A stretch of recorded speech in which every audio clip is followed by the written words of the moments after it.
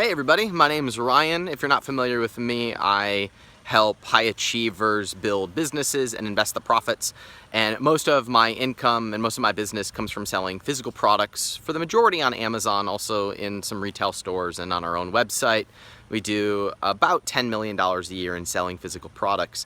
And I'm making this video for those of you who sell physical products, who are running brands on the internet, because this week, a lot of us saw a surprise, kind of caught us off guard, some changes at Amazon regarding the way that they're allowing and now disallowing reviews. And in case you were living under a rock, the change was that they are no longer allowing incentivized reviews, which means giving away free product or highly discounted products in exchange for reviews, which is the majority of the reviews that are made in our little circle, in the way that small businesses kind of get attention in order to get sales flowing.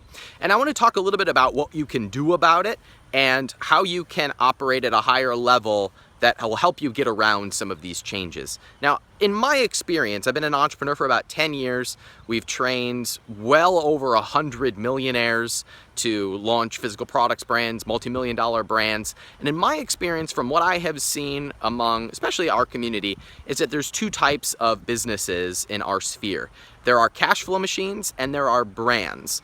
The difference is that cash flow machines are highly profitable, they make money quickly, and they usually rely on tactics or hacks or loopholes in the system. And that's how most people get their kicks in the entrepreneurial world. So if you've been launching physical products and you're getting reviews by giveaways and ranking for keywords, that's awesome. Congratulations on what you're doing. But if that's all you're doing, then you're probably running a cash flow machine. Where on the other side, there's brands. A brand is something that might use some tactics, they might use some loopholes, but it's a very small part of their strategy. Whereas in the grand scheme of things, the overall overarching strategy of a brand is to build rabid, raving customers that will find them and buy them regardless of where they're listed, if it's on Amazon or e-commerce or retail. And they might have a primary strategy of where they're featured in retail, or they might focus on Amazon, but behind it all, it's all about the customer experience and making sure their customers feel connected to the brand and come back. And the benefit to that is that you can charge higher prices, you have more repeat customers, you have more predictability, and ultimately you can sell for more money if you want to sell your business. Now, there is more work up front. It might require more of a team. It might require you to be more strategic, but ultimately it has a higher payoff. Whereas a cash flow machine requires, or really caps out at about $1 million. That's what I've seen cash flow machines tend to cap out. That tends to be the ceiling. So if you've been dependent on giveaways to get reviews, it's time to borrow some strategies from the brand side of things. And that's what we focus on. We focus on helping people build brands. There's a reason why our course is called the Brand Builder Bootcamp and not the Make Money on Amazon course, because they're very, very different experiences. And people do make money in our trainings, but we focus on helping people build scalable and sellable brands. Now, let's talk about some examples here and some things that you can do about it, because the way that you will really break through a barrier like you might have been served this week, especially if you've been dependent upon giveaways in order to make money and get reviews, is to start going where your customers hang out and bring them into your fold. Now, I would recommend that you look at places off of Amazon, and there's pools of your ideal customers hanging out all over the internet in little pockets. They might be in Facebook groups, they might be on forums, they might follow certain thought leaders. If we put up an ad or some helpful content in front of them and bring them back into however we're capturing our audience, be it a squeeze page or a blog post, or if we're connecting with our customers via a Facebook group or a Pinterest page, however we regularly communicate with our customers, we're going to put our content or whatever it is that gets people bonded to our brand in front of those pools of customers. So let's say that most of your customers follow Rachel Ray because you sell kitchen equipment. And if that's the case, then we might advertise on Facebook on the Rachel Ray or other cooking related channels and bring them back into our Facebook page and show how our product or service helps them achieve whatever goal they're trying to achieve by following Rachel Ray. Whether it is learning to cook better or to have quick, easy meals for the family, or to to impress at dinner parties or whatever it is, however your product helps them meet that goal. We don't focus on price. We don't focus on the features of our product. We focus on how our product will help them reach their goals, and the goal that will be revealed by whatever they're following or whatever they're liking or whatever YouTube video they're watching. These are all great places where our customers, our ideal people, will hang out, and we'll put our benefits in front of those customers in order to start building the brand experience. That's how we can elevate our brand from being more than just an Amazon business or something that's dependent upon reviews. And you will see this in your own shopping behavior, that you will turn off the part of your brain that looks at reviews if you already know the benefit that you want to get from a product. So if you observe, if you're sold off of Amazon, like you really want this product because the benefit that you learned somewhere else, you'll go to Amazon, and when you're shopping, you won't care about the reviews nearly as much as if you were commodity shopping, which would be more of a cash flow business.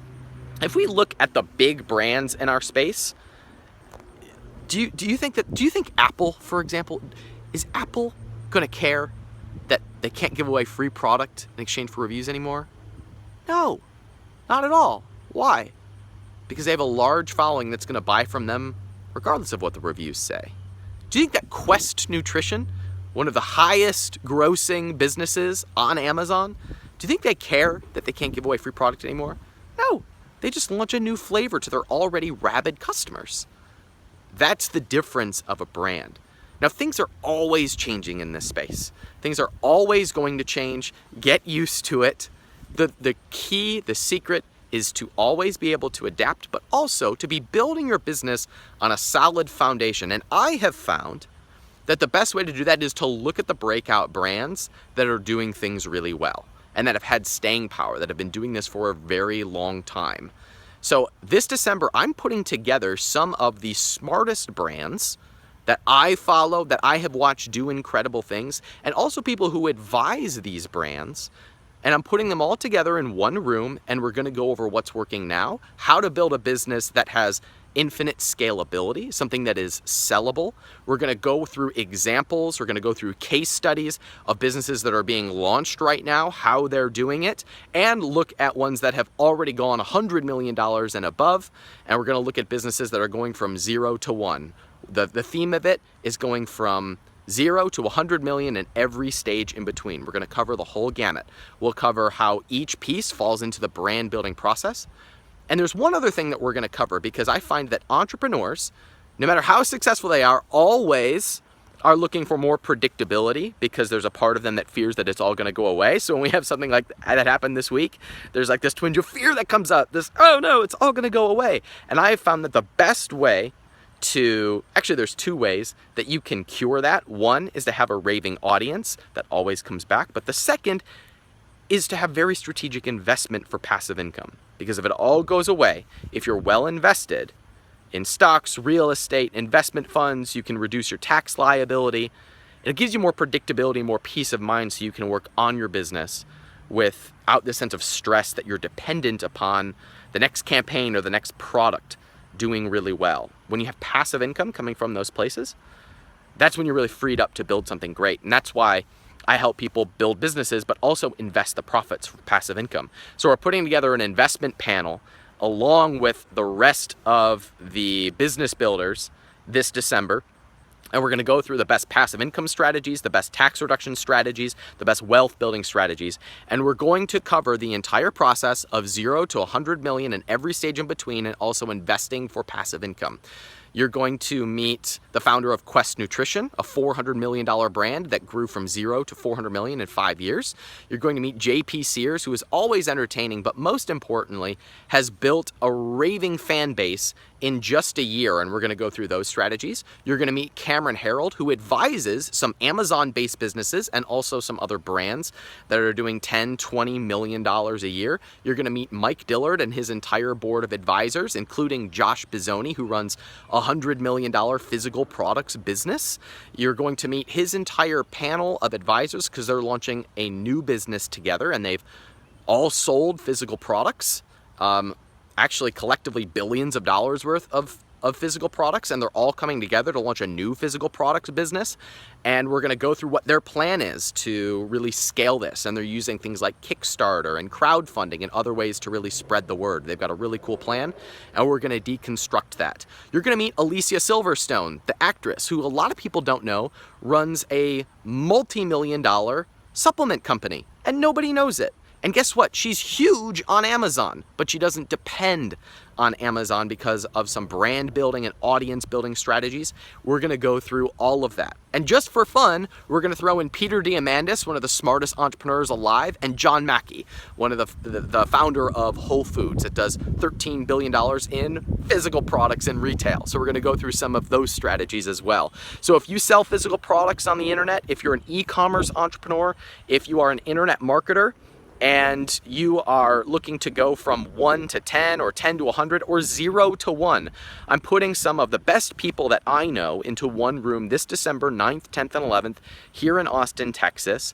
And we're going to go through all the strategies that each of the smartest people that I know are using in order to build breakthrough brands, have more predictability, go beyond Amazon and sell a lot of product, go through all of their strategies for branding, building big businesses, and investing for the profit. So I'll put the link in the description. I hope this video was helpful for you. What is required of you in this time is to borrow from the brand building strategies that have made so many other businesses successful and to implement that into your business. The faster you can do that and the more that you invest into doing that, the better off your business will be and the faster you will grow. Thanks for watching. Please share this with an entrepreneur who you know is growing a business and could use some of these strategies. And I hope to see you this December in Austin. Take care.